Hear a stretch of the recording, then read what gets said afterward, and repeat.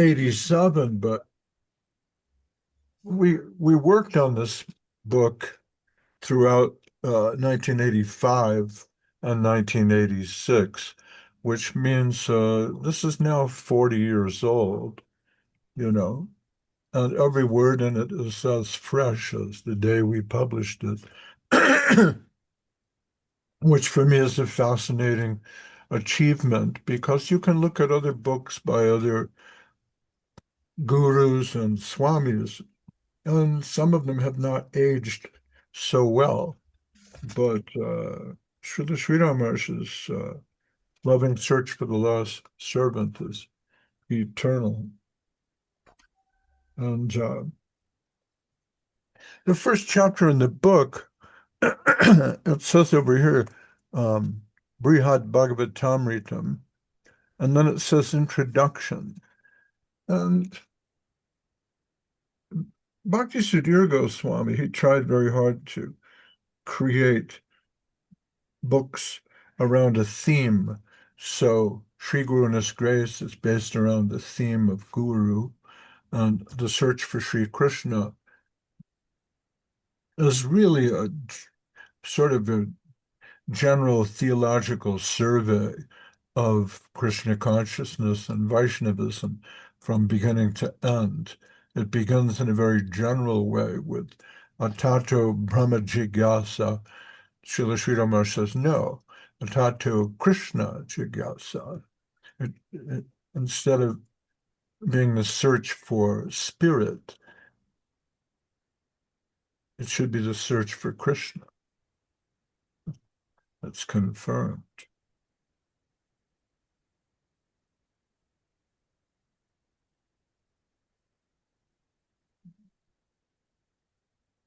And so if that book begins with a search, it ends with a conversation between Ramananda Roy and Sri Chaitanya Mahaprabhu, where Chaitanya Mahaprabhu, instead of giving his most intimate teachings himself, he uses the device of conversation with Ramananda Roy, and he inspires Ramananda Roy to give out the highest teachings. So that book, it has a progression from beginning to end.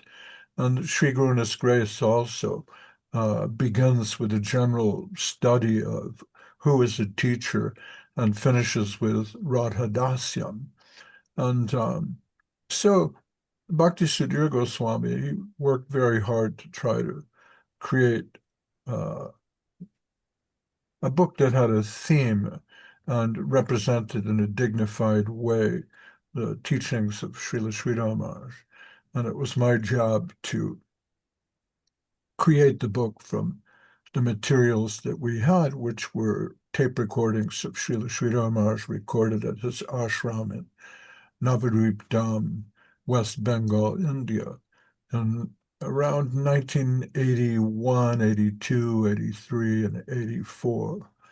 And after we had presented him with the search for Sri Krishna, he told us, well, you need another work, really, which involves uh, the loving search for the lost servant, how Krishna himself is interested in his jiva souls returning to him. And so the book begins with the Brihad Bhagavatamritam of Srila Sanatana Goswami. And I wrote a little something about that. I'll read a little bit. Uh, so if our book begins, it begins with this section where Srila Sridhar Maharaj is describing the return of Gopakumar. And Krishna says to the cowherd boy, he says, why did you stay away? Why have you been living away from home for so long? How is it possible for you? How could you bear my separation? You left me, and you've been passing lives after lives without me. Still, I know what trouble you took to return to me. You searched for me everywhere and went to beg from house to house. And you were chastised by many, ridiculed by many, and you shed tears for me. I know all these things. I was with you. And now, after great trouble, you have again come back to me. So you have this beautiful painting that was commissioned by Goswami Maharaj from B.G. Sharma showing the cowherd boy's return. And Srila Sri Maharaj continues. He says, the Lord's loving search for his lost servants, great intensity, is expressed here in a simple way. It's a mad search, an urgent campaign. With great earnestness, Krishna comes to deliver his lost servants. Krishna comes to take us home. In Brihad Bhagavatamritam, it is written that once, as Krishna and the cows were returning from the Vrindavan forest at the end of the day, a boy had just attained spiritual emancipation and entered Vrindavan as a cowherd boy, Sakyarasa. Seeing his long-lost servant, Krishna embraced him, and both of them fainted in ecstasy. All of Krishna's other cowherd friends were astounded, thinking, what is this? Krishna has lost his senses by embracing this newcomer? How is it possible? Then, as all of the cowherd boys looked on, astonished, Balaram came to Krishna's relief and somehow managed to rouse him. Then Krishna addressed his friend with great affection. Why did you stay away? Why have you been living away from home for so long? How was it possible for you? How could you bear my separation? You left me, and you've been passing lives after lives without me. Still, I know what trouble you took to return to me. You searched for me everywhere and went to beg from house to house. And you were chastised by many, ridiculed by many, and you shed tears for me. I know all these things. I was with you. And now, after great trouble, you've again come back to me. In this way, Krishna addressed his long-lost servant and welcomed him. So this passage from the loving search for the lost servant, it comes from a book called the Brihad Bhagavatamritam. And I just thought I'd give a little bit of background on the Brihad Bhagavatamritam before continuing the reading. So, uh, Brihad Bhagavatamritam, it was written by Sanatana Goswami, who composed his work as an explanation of the gist of Srimad Bhagavatam, or the Bhagavat Purana. And the Bhagavat Purana, as you know, is a long and complicated treatise on theism, which deals with any number of obscure and difficult ideas, from the creation of the universe to the different avatars of God, the earthly rulers called Manu, the nature of Dharma and the advent and pastimes of the different avatars of the Supreme Personality of Godhead, Bhagavan Sri Krishna. As such, it's easy to lose sight of the gist of the argument and get lost in the Byzantine minutiae of Bhagavat cosmology or the teachings. For example, there's the teachings of Dhruva Maharaj or the yoga of Lord Kapila. And I noticed this, and I'm pointing this out um, because I remember back in the day, um, His Divine Grace Bhakti Vedanta Swami Prabhupada was involved in translating the Bhagavatam, and this was, of course, the great work of his life. And the devotees were eager to see what new volume of the Bhagavatam the BBT or the Bhaktivedanta Book Trust would bring out, because we were actively distributing those books in the airport at the time. Of course, we can't do that anymore, but in those days, we found that since the airport was a public place, we could be permitted to express freedom of speech and distribute our books there. So when a new volume of the Bhagavatam came out, all the devotees were eager to pinpoint our attention on that particular volume of the Bhagavatam. So when the teachings of Dhruva Maharaj came out, everyone was fascinated. Uh, this is the new thing. And then there was the teachings of Lord Kapila, and we were all fascinated with that. And one of the problems that comes along, of course, is that the Bhagavad Purana, it's an integral work, and it does have a thesis. It does have a gist. And really, you can see that just by looking at the entire work uh, published, because the 10th canto runs to so many volumes. The 10th canto is practically more than 50% of the work, and the 10th canto is dealing with Krishna. After all, it's the Bhagavad Purana, like Bhagavad Gita. And Bhagavad, we know that's, Krishna's to Bhagavan Swayam. It refers to Krishna himself. So while the different studies about cosmology and how the planets are lined up, it's fascinating information. The real gist of the book has to do with bhakti and devotion to Krishna. So it's easy to Oh, get it's easy to get lost in the depth and breadth of that great literature. Um, then again, uh, apart from the Bhagavatam, in terms of Vedic literature, there's 18 different Puranas and the Ramayana and the Mahabharata and the laws of Manu.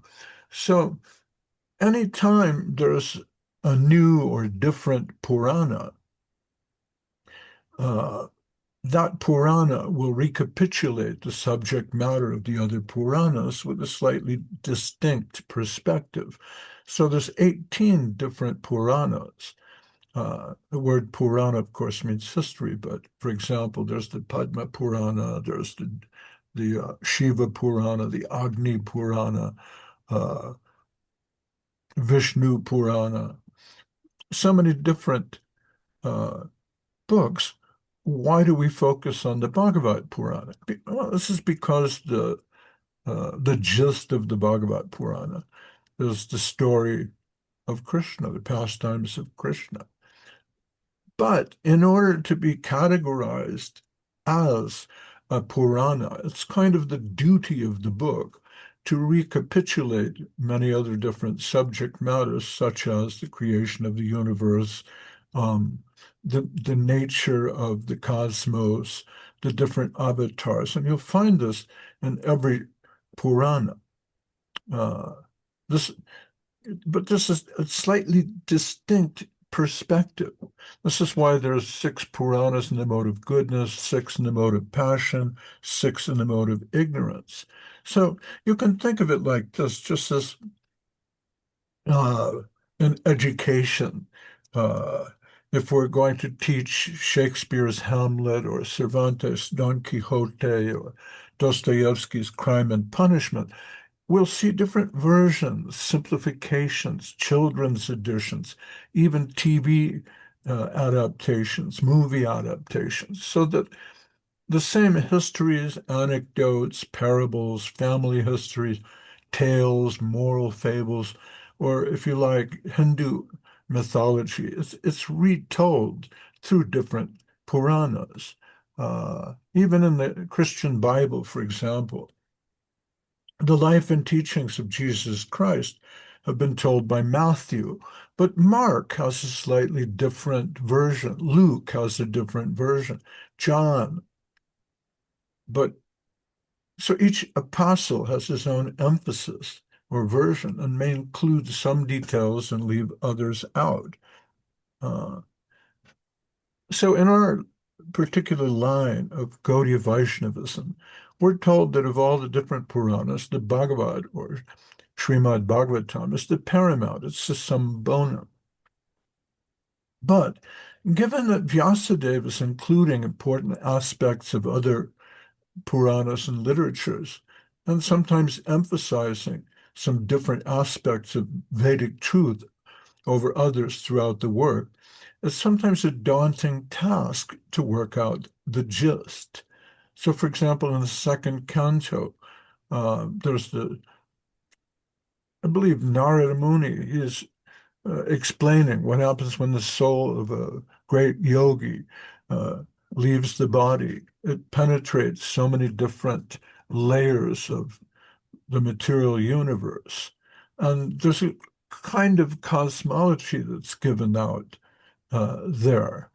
So if one takes that literally and then tries to establish scientifically where is the ocean of salt water, for example, or where is the ocean of nectar? I don't see it, but how can I look through a telescope and see the ocean of milk? So Sanatana Goswami, he's giving us a helping hand in that uh, he distributes the nectar of the Bhagavatam in his book, the Brihad Bhagavatamritam, so that we can focus more carefully on the essential meaning. So he recalls that uh, when King Janamejaya wanted to honor the memory of his grandfather, Maharaj Parikshit, uh, he had a conversation with the sage Vaishampayana Rishi at, at this snake sacrifice.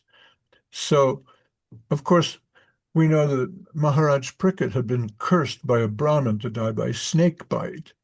And at that time, he called upon all the great saints, yogis, sages, munis, and rishis of the day to reveal the true purpose of life. And his call was answered when a naked 16-year-old Shukadev Goswami appears before the various saints and sages to recite the Bhagavad Purana composed by his saintly father Vyasadeva. So, of course, there had been some debate over the real purpose of life at the time.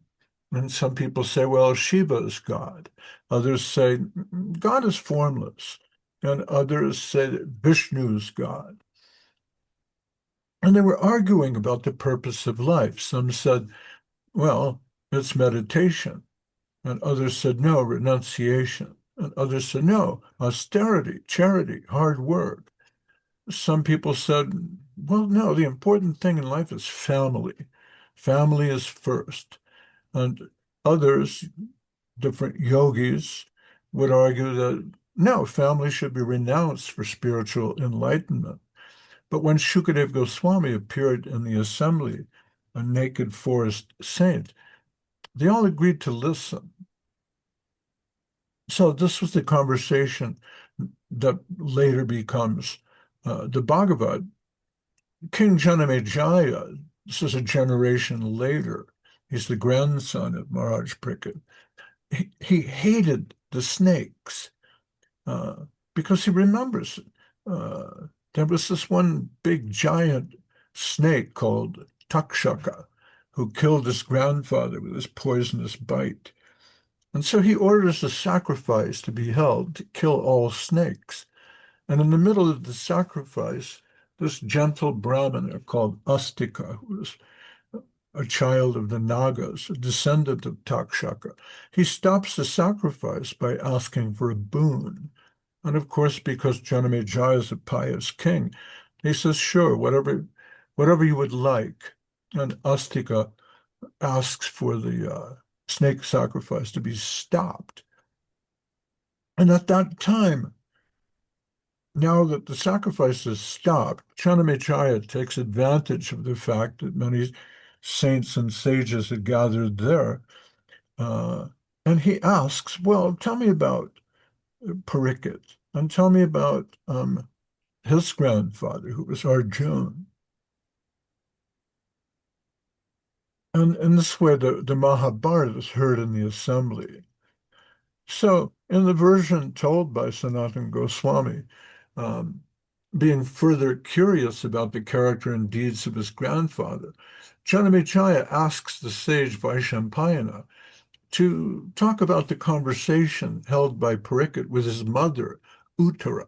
Now, this has never been revealed, but Sanatana Goswami is teaching it.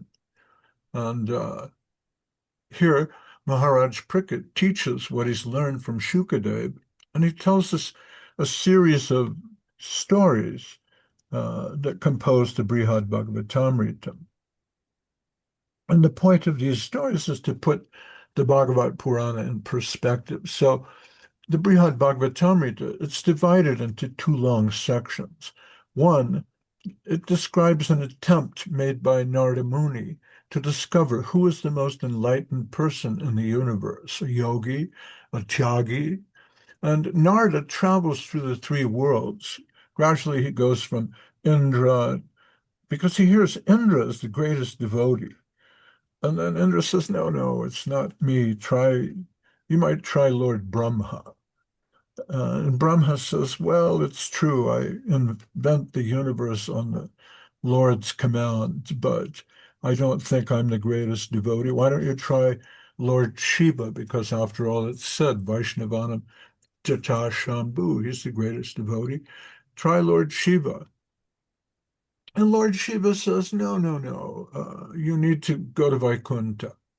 And the highest devotees in Vaikuntha, they point to Dwarka and from there to Vrindavan. So in this way, we get the hierarchy of faith, the different gradations of religion, from karma and gyan to Shuddha Bhakti and Krishna Prem. That's the first part of the Brihad Bhagavatamrita. And the second part of the book, it has to do with the story of a Brahmin who's on a similar kind of a quest. He wants to know how he can become enlightened through Krishna Bhakti. So in the course of his different pilgrimages, he meets a cowherd named Gopakumar. And Gopakumar describes his own personal pilgrimage. So in this way, the Brihad Bhagavatamrita, it describes a twofold explanation of spiritual cosmology, demonstrating different stages of consciousness in the shape of different planetary systems. First, from Narada's point of view, as he goes through comparative religions by examining different truth seekers, and next, by giving us the story of Gopakumar, a cowherd boy, and his own odyssey and return to Godhead.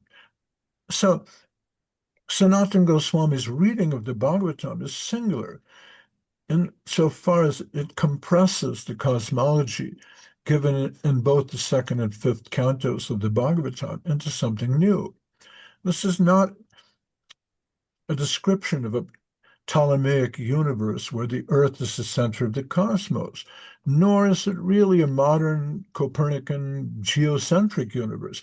He's describing not the physical universe as we know it, but a kind of succession of levels of consciousness. After all, in the Gayatri Mantra, the idea of Bhur, Bhuva, and Swa parallels the idea of physical, mental, and intellectual worlds. Bhu, I mean, it's the world of experience. It's not an exact reference to the Earth planet as such, but tells us that as conscious beings, we inhabit a phenomenal world. The mental world is above the physical world, not in a literal astronomical sense, but in the sense that mind is superior to matter. Still, this is not the end of the question. Even dogs and cats and other members of the animal world have certain mental powers, but superior to the mind is intelligence. So you get Bhur, Bhuva, Sva. The worlds mentioned in the Bhagavad have a metaphorical sense. Sanatana Goswami teaches there are levels of consciousness. In our own experience, people speak of the world of sports or the world of business, the entertainment world. This a word for this kind of metaphor. It's called a metamony, where a part stands for the whole. For example, we say the White House declared there will be new taxes. But this is a sort of conceit of language, since a house cannot declare anything. But by White House here, we understand a particular branch of government with its agencies headed by the president. So when the Bhagavad talks about the moon or Rahu or Ketu, this can be considered a kind of metaphoric language. And so while the second and fifth canto of the Bhagavad appear to describe physical locations, one must remember that the gist of the book is to point us toward divine love for the Supreme, Bhagavan, from whom the book derives its name. So then again, going back to what I was saying about being a book distributor, when the fifth canto came out, we were gobsmacked. It blew everybody's mind. What a strange description of the physical universe. And yet we found ourselves at the airport handing those books out, and people would ask us, well, wait a minute, what is this? How are we to understand this? And a big debate started among many devotees. I was at the Los Angeles temple at the time. We had about 150 devotees there, plus their families. And no one really knew how to resolve this. Srila Prabhupada said he saw a TV show showing some guys in uh, spacesuits jumping around on the moon. And he just laughed at that. Thought, come on, this is another Hollywood picture. They never went to the moon. And immediately his disciples took that up. And since at the time we were distributing the fifth canto of the Bhagavatam, we thought, well, that's everything. This is the new book. It's just been translated by Srila Prabhupada. We've got to have that book. We need to read it. We have to explain it. Somehow all the attention was focused on the particular view of cosmology given by Shukadev there in the fifth canto, as if that were the gist of the Bhagavatam. Later, we would go to Srila Sri Maharaj and he would give us some adjustment and we could understand the real cosmology given in the Bhagavatam by Shukadev. It's not a physical universe that's being described. It's an ontological system. So that when Srila Prabhupada Bhaktivedanta Swami planned to create a Vedic planetarium in Mayapur, he ordered his students and disciples to consult Sridhar Maharaj. He said, you must develop the planetarium along the lines suggested by Sridhar Maharaj in congruence with the ontological cosmology that's outlined by Sanatana Goswami in the Brihad Bhagavatamrita. So Bhagavat cosmology, it's not exactly Vedic cosmology, it's ontological. We're concerned with levels of consciousness. When the Bhagavat tells us that one planetary system is superior to another, it doesn't necessarily mean that the planetary systems are like dinner plates aligned one above the other like a stack of dishes with Bhuloka as the central dish. And this is an interpretation that the Bhaktivedanta Institute, headed by Swarup Damodar and Richard Thompson, Sadhaputta, they tried to justify this in very arcane terms. But such a view of the cosmos cannot be considered realistic in light of 3,000 years of stargazing astronomy. The ancient Neolithic Mayan civilization of the Americas had no understanding or use of iron or steel. There's no iron artifacts or steel artifacts in Mexico. It's very singular. And yet, they calculated the movements of Venus around the sun and eclipses about the sun and the moon, and the movements of other planets for thousands of years into the future. They did so with pure observations using the naked eye. It was obvious to them, the Mayans and the Aztecs, that the Earth orbited the sun. They built these observations into their pyramids so that a sun ray would pierce a hole carved in rock on the solar equinox. The ancient Irish, when I was in Ireland recently, I visited a place called Newgrange in County Meath, and that was built something like 5,000 years ago.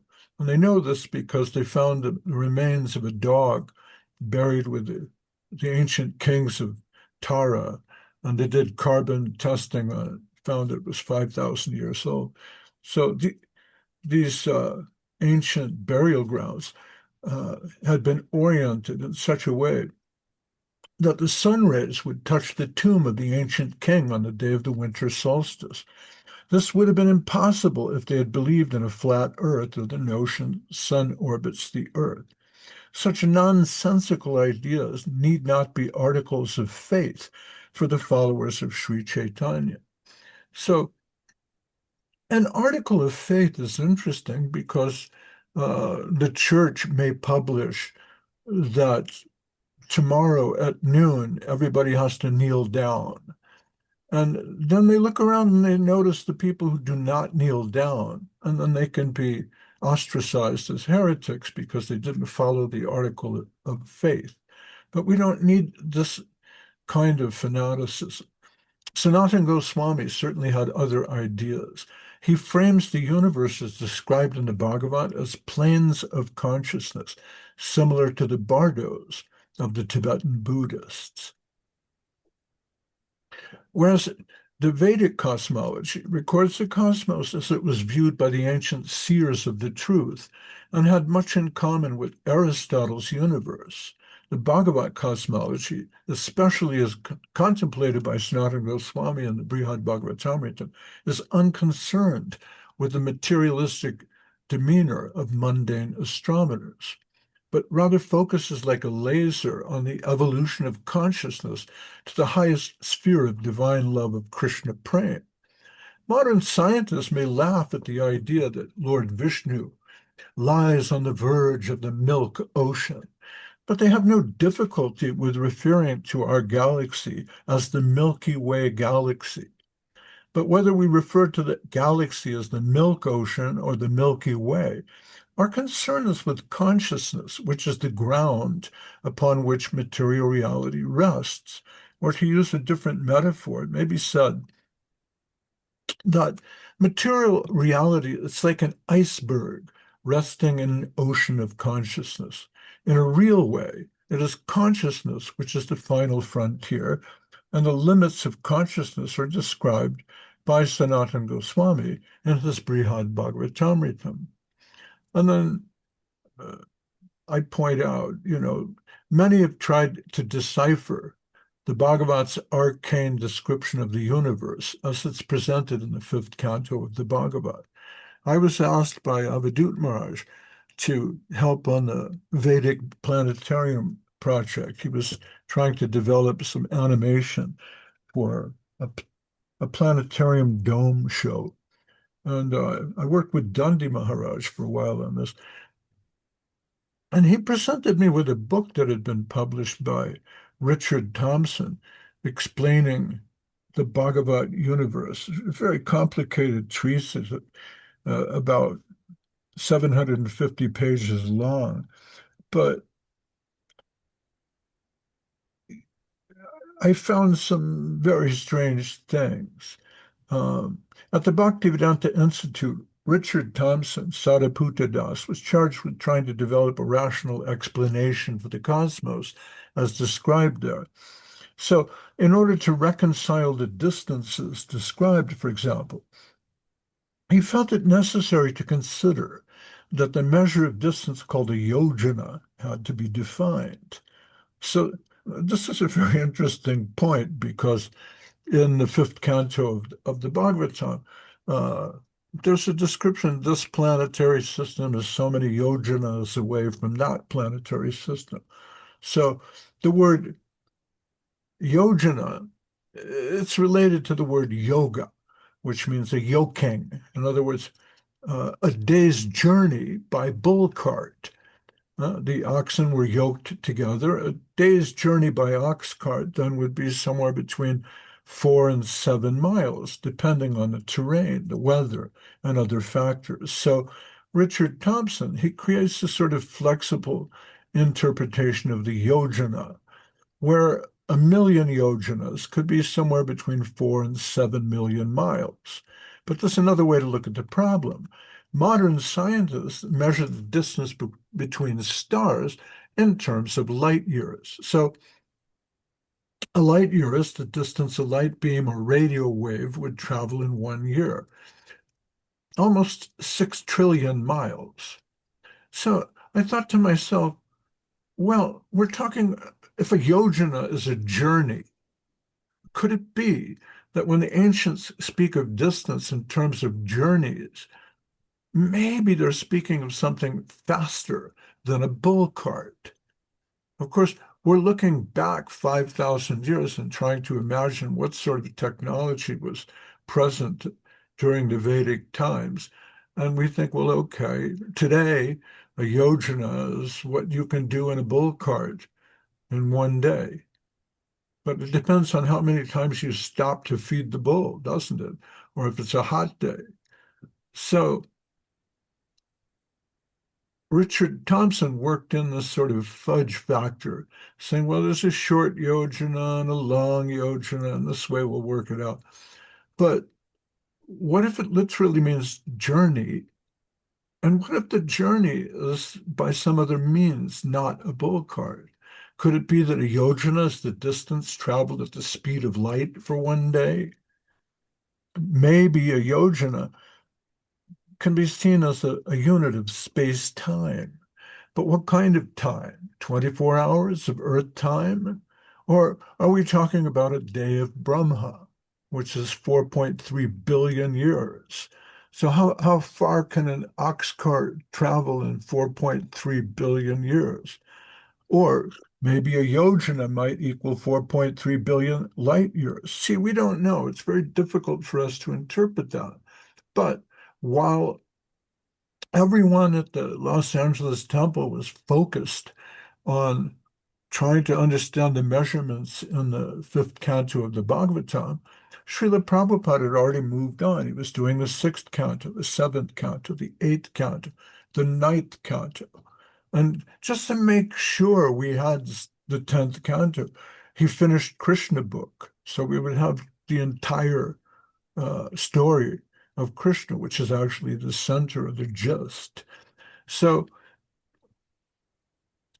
trying to decipher, and I'm sorry to bore everyone with, this kind of description, but it's worth delving into because some folks have decided to make this into an article of faith. Trying to decipher the esoteric measurement systems found in the Bhagavad Purana might actually drive one crazy with endless overthinking.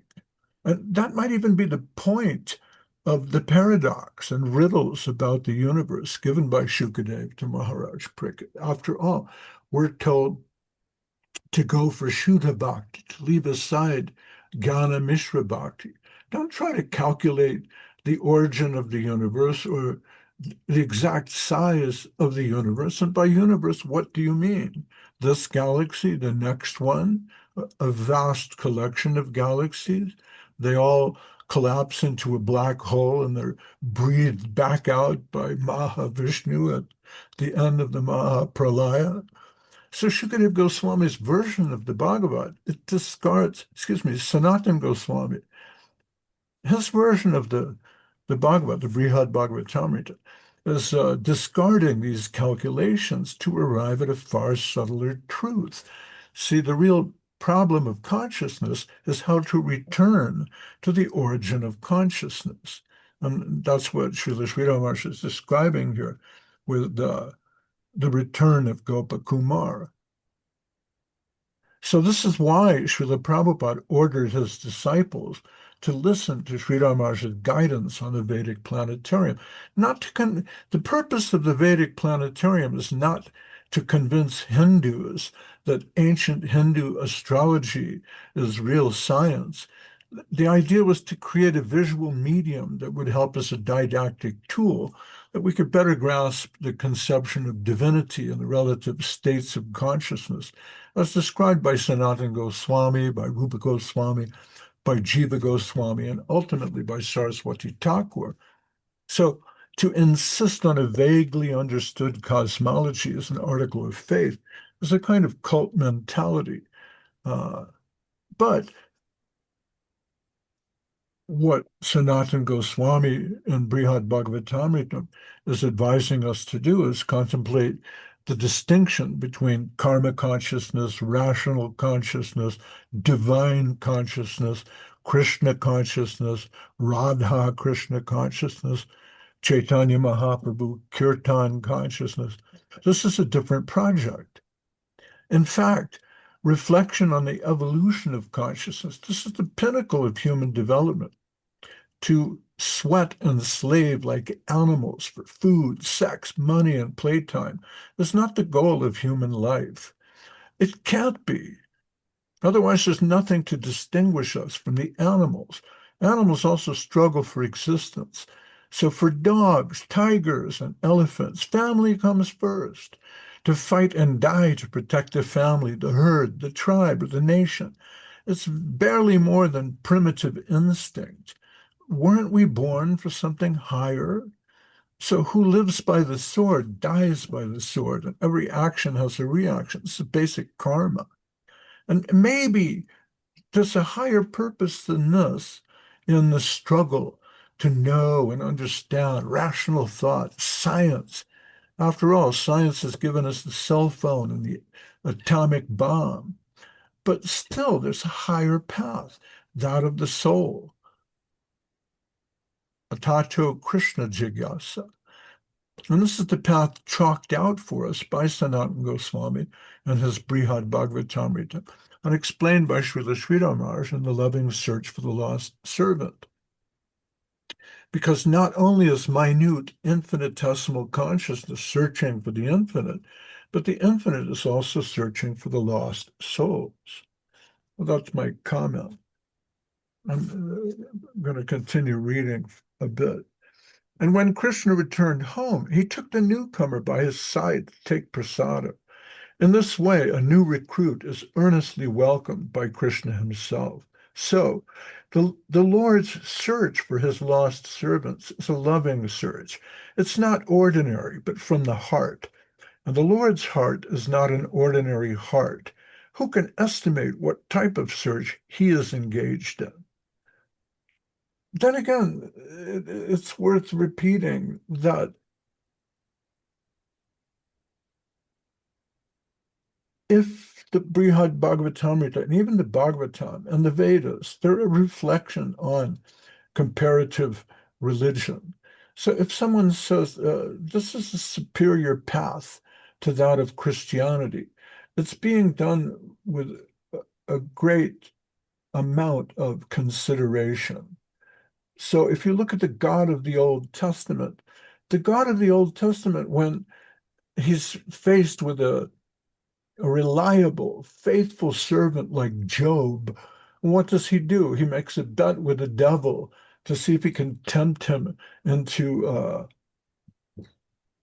faithlessness by offering him a plague of boils and killing people who are dear to him. What kind of a God is that? The God of the Old Testament who ends the book with, lest I smite the earth with a curse. I don't know. I think the Krishna conception is a higher conception. Srila Sridhar Maharaj says, the Lord's heart is not an ordinary heart. He's not a vengeful God, Krishna. Who can estimate what type of search he's engaged in? And although he's full in all respects, still he feels pangs of separation for every one of us, however small we may be. In spite of his supreme position, he has room for us in a corner of his loving heart. This is the nature of the infinite. Such an absolute autocrat, absolute good is Krishna. An autocrat is not under law. It is not that if Krishna gives himself to one, another will be lacking. The infinite is not like that. Rather, there's an infinite supply at his command. So you come back to Om Purnamada Purnamidam. Infinite minus infinite is still infinite. If Krishna gives himself infinitely, he's not diminished by that. The infinite is not like that. Rather, there is an infinite supply at his command. So he is the emporium of rasa, Akila Rasamrita Murti, and he is searching for his lost servants to bring them home. Otherwise, we have no hope. Our solace, our consolation in life is that ultimately we're under the care of such a loving Lord. Krishna's friends think, what do we care for others? We have our Krishna, our friend. That sort of inner encouragement, that desperate encouragement comes from within. Krishna is there. He's our friend. What do we care about anything? We can take poison. We can jump on the head of that big serpent Kalia. We can do anything. With Krishna behind us, what do we care? So there's the story of Aghasura, this giant poisonous anaconda that's so big that when his mouth is open, it looks like the gaping mouth of a cave. And so the cowherd boys are happily playing their flutes and dancing into the mouth of the Aghasura serpent when the giant anaconda belches and they can smell this terrible smell from within the entrails of this ghastly monster. And some of them think, what? What kind of a cave is this? Maybe it's a giant anaconda. But even then, they're thinking, Krishna will protect us. This sentiment is expressed by Bhaktivinoda in his Sharanagati. Rakha korbo tuhum nishchaya jani pana korbun hamar jamuna pani. Fearless and confident of your protection, I shall drink the waters of the Jamuna, whether they are poisoned or not. I am your property. You must take care of me. You can't leave me. Kalya doka korabi vinasha, shodhobi nadijala, barobi asha, bakati vinoda tua gokuladhama, rakobi keshava koratur chataka. Although the Kaliya serpent's venom, this is a different serpent, the Kaliya serpent, has poisoned the Jamuna's waters, I know that poison will not act. Your presence will cleanse the water and so increase our confidence in your protection. Bhakti Vinod is now the property of Gokul, your holy abode, O Krishna. Kindly protect him with care. So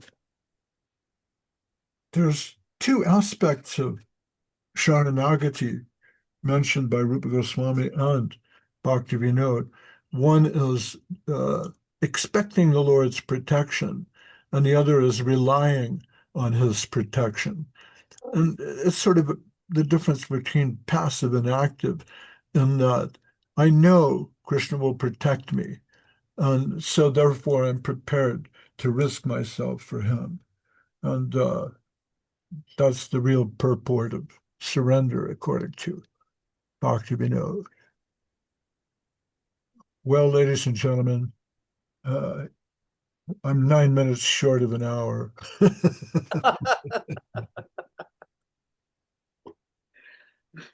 Uh, would it be possible? The thing that you were reading about the cosmology, Yeah. is it possible to have a file of that? Because that Um, yeah, just a moment here. I can put it in the chat if you like. Um, I think. Just a moment. Yeah, I wrote that out. Sometimes I do. I have to say, because What's the conclusion on a yojana? Is it really back to the bullock cart, or is there a more modern take, or is there an actual distance? Just a moment. I'm trying to share. I'm going to share this into the chat, I think. Right? Yeah. Hang on. Can I do that? Yeah. Okay. Just a few typographical errors. Those are my notes. Those are my notes. I sometimes think about, I looked at that and I thought, well, maybe a lot of people don't really know what the Brihad Bhagavatamrita is, although it's being quoted there. So I thought, well, let me give it a little. I read a translation of that about 40 years ago, and the translation was given by uh, a Gaudiya Math sannyasi called Yati Maharaj. But the translation was very fanciful and kind of difficult to follow. The language was weird. Like to say that Gopakumar danced, he would put wildly gesticulating and ejaculating praise to the Lord. Like ejaculating praise, where do you get that from? So it was a difficult translation, but if you went through it, you could get the idea. And one of the great gifts of Srila Sridhar Maharaj is he's giving you the essential nut of the gist concentrated, and you can add water to that, and it will, inundate the universe with nectar. So I'm trying to add a little water. Yeah, what was the question about the yojana? What's the conclusion on the actual distance? Has it, like how close can you get to an actual measurement? Or is Well, it just open to interpretation of the bullock cart and the... Well, there's a book, like I said, there's a book by Richard Thompson, and Right, I think it's called The Bhagavad Cosmology. I right. have it on my hard drive somewhere. It's a massive volume of 750 pages where he's trying to justify the measurements given in the fifth canto. And just like Einstein in his one of his theories of relativity, Sivasini would know, uh, introduced a kind of a fudge factor that would help his equations along, and he's been accused of fudging his figures. And so Sadaputa, or Richard Thompson, he tried to do that by saying, well, look, what a yojana actually means is a yoking, you know, and so it's supposed that you're talking about the distance traveled by an ox cart or a bull cart in a day. Yeah, it's So, mentioned the Chaitanya Charitamrita with yeah, who going to Vrindavan and going to South India, and they went by bullock cart, yeah, that's right. Akshayananda Maharaj, Sagar Maharaj, Yes. he did a life member program traveling by bull cart through India.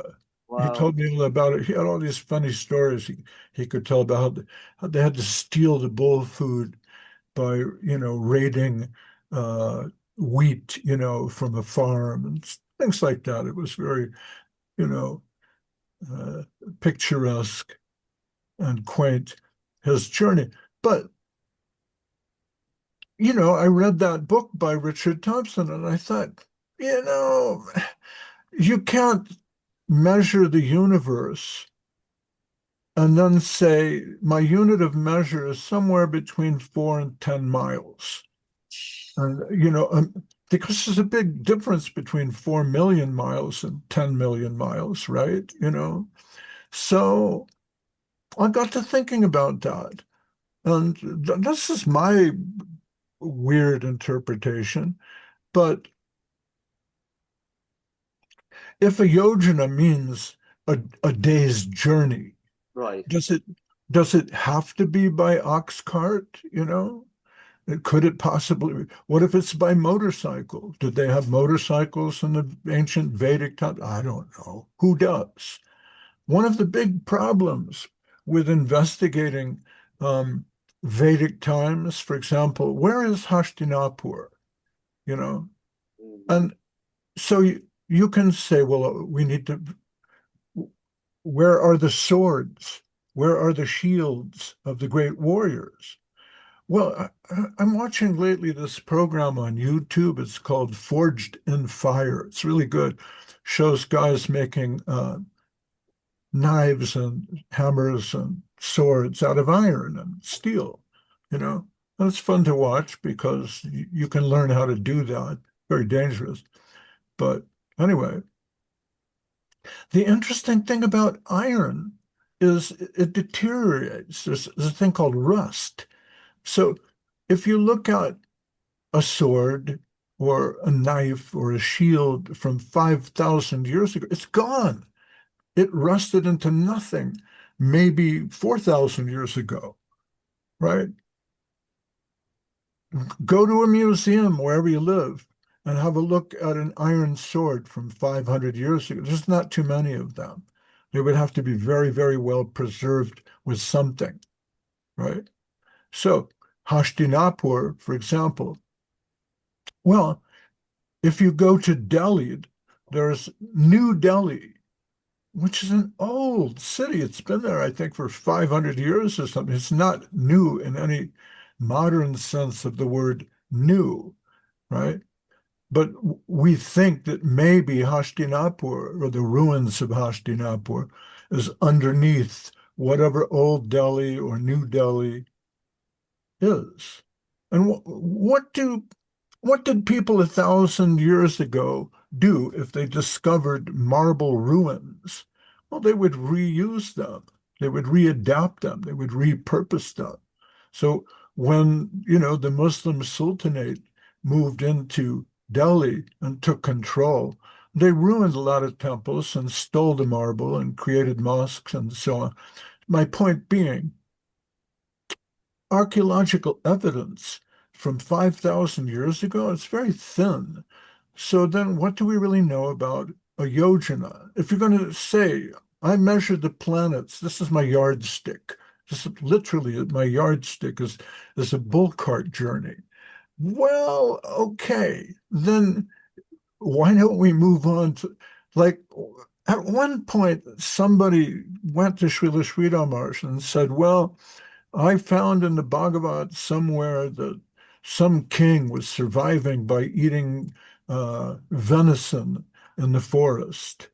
When he was alone in the forest, he was eating meat. What do you say about this? And Srila Sridhar Maharaj looked at him and he said, this is your takeaway?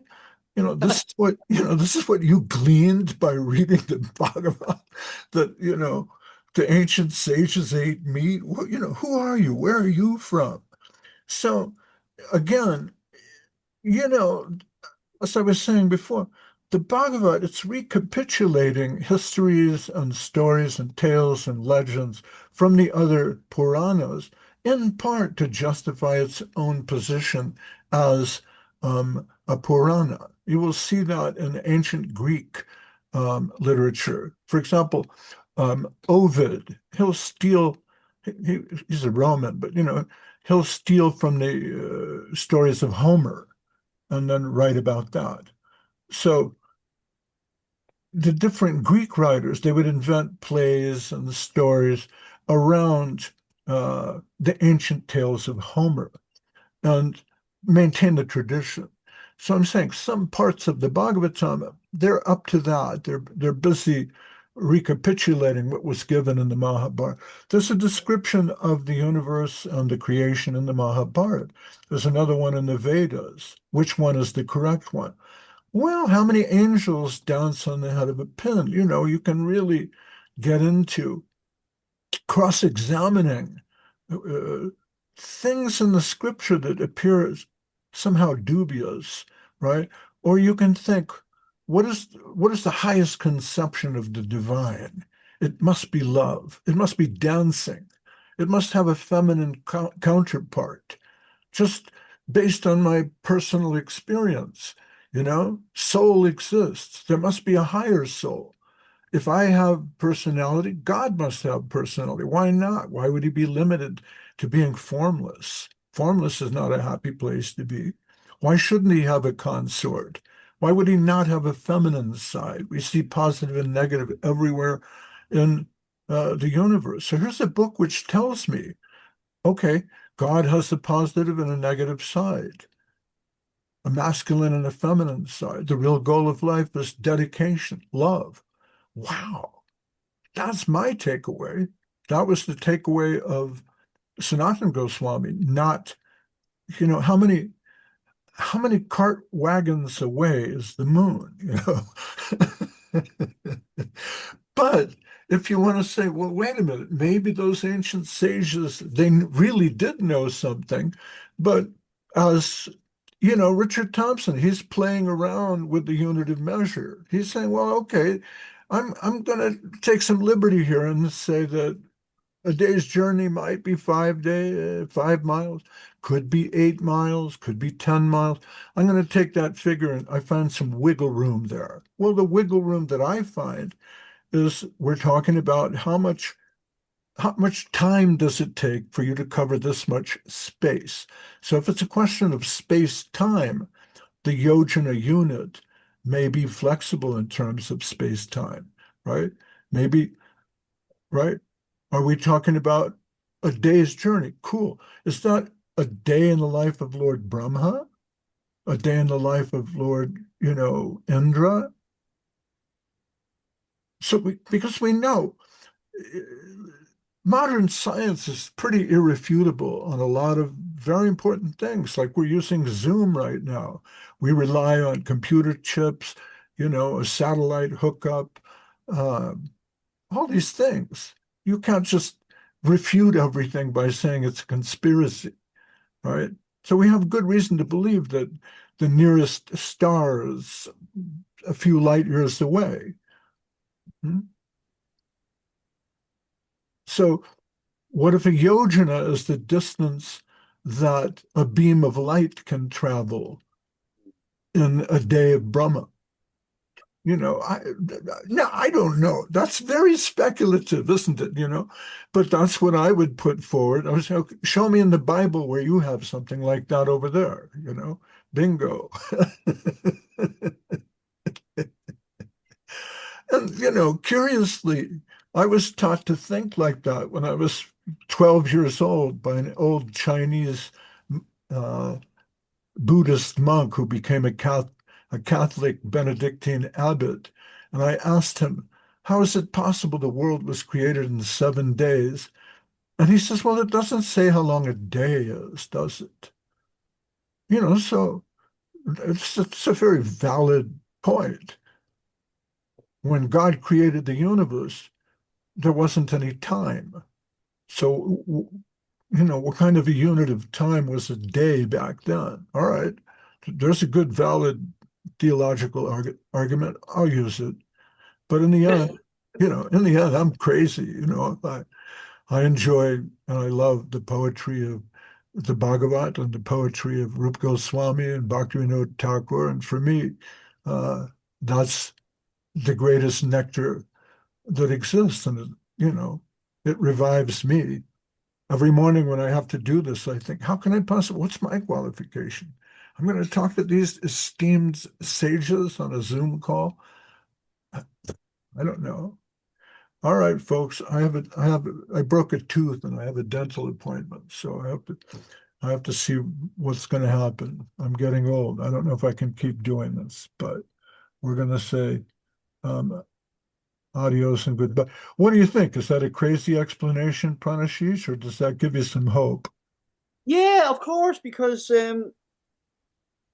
it's just a very quirky type of concept to base basically it's the foundation of a history.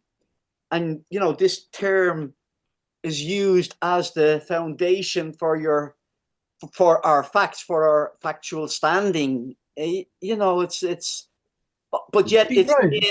inconceivable. Right, but the thing is this, that's kind of coming from the atheists who try to pick holes in the Yeah, Shastra and the yeah, sure. scriptures, and they say, well, look, when when the Scottish Jesuit missionaries went to India, right? They looked up these things in the Bible. This is crazy. Look at these crazy mythologies you have here. This is ridiculous. Accept Jesus Christ as your Lord and Savior. And, you know, the smarter Hindus would look at him and go, well, okay, fine. Let's put aside, we're going to give you all our mythology. We'll put that over here. But you have to give up Noah and the ark. Okay, give us Noah and the ark, Jonah and the whale, Adam and Eve, and all that. Because if our mythology is bullshit, then what does it say about, you know, come on, Jonah and the whale? Really? Noah and the ark? Are you kidding? Let's put that all aside. Now let's look at theology. Okay, we have the Vedanta. We talk about Atma. Okay, and material reality as a kind of ideal realism that was propounded in a way by your Bishop Berkeley and refined later on by phenomenologists like Merleau-Ponty. What do you have? Accept Jesus Christ as your Lord and Savior, or you will go to hell. Cool. All right, you keep Jesus Christ, we'll keep the Vedanta, you know?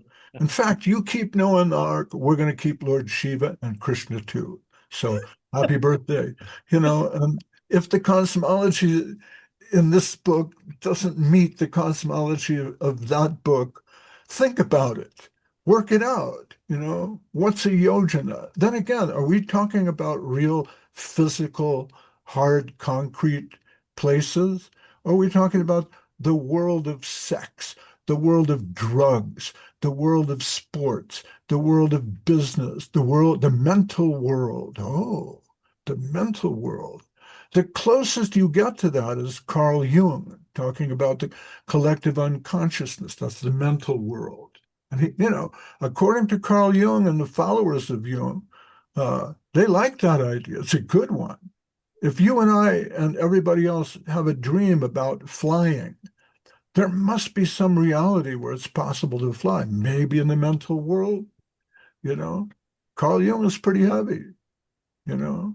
So there you go. That's my justification of the cosmology of the Bhagavad, history of the Brihad Bhagavatamrita, and I have to go fix a broken tooth.